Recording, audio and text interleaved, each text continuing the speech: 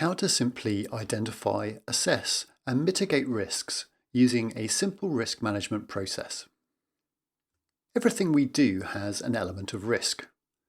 We might decide to act or to do nothing, but both options carry some sort of risk. Therefore, assessing and managing risks is an important part of completing our goals. Risk management can become very detailed and complex, but the essentials are simple. We need to firstly identify the risks, then assess the risks, and thirdly mitigate the risks. By doing this, we can create a basic risk management strategy for any task. Step 1. Risk identification. How to identify risks. Play devil's advocate for a moment. Consider the activity you want to do and give yourself 5 minutes to try and think of as many risks, problems, or issues related to that activity. List all the potential threats. 2. Risk assessment. How to analyse likelihood and impact. Give each risk a likelihood score. Use a scale of 1 to 5 of how likely it is to occur, 5 being the most probable. Now do something similar, scoring 1 to 5 for the severity of the impact of each of the risks.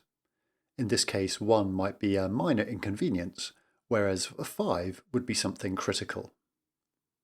For each risk, multiply the probability score and impact score. You will then get a score of 1 to 25 for each risk. You can list all the risks by rank in a table. 3. Risk mitigation and management. How to tolerate or treat the risks.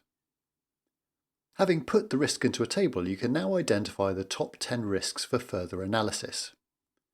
Start at the top with the bigger risks and think about how you can either avoid, prevent, or limit the damage and otherwise manage the risk.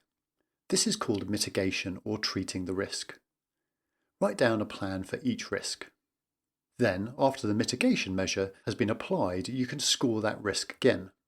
Do this for likelihood and impact to see how it is improved and whether it is acceptable to you. Sometimes we cannot treat a risk and reduce its likelihood or impact any further. At this point, we must choose to either tolerate, accept the risk, or decide that we need another goal or plan. Finally, consider all the risks together against achieving your goal. Decide whether the opportunities outweigh the dangers for the goal that you have chosen.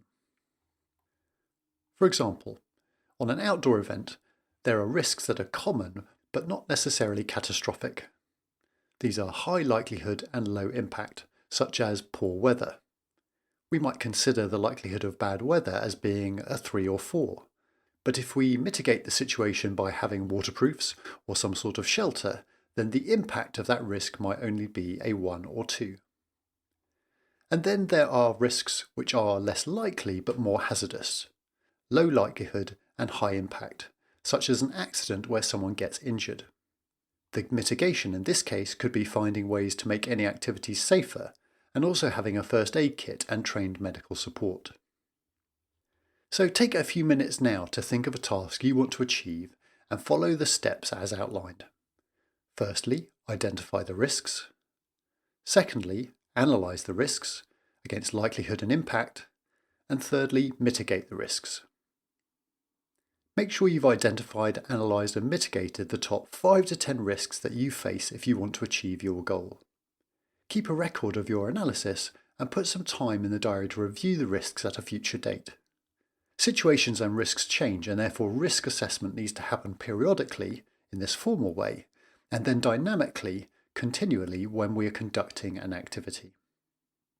If you would like any further help with this or any other subject, then do click on the related links or head over to the website at www.therightquestions.co.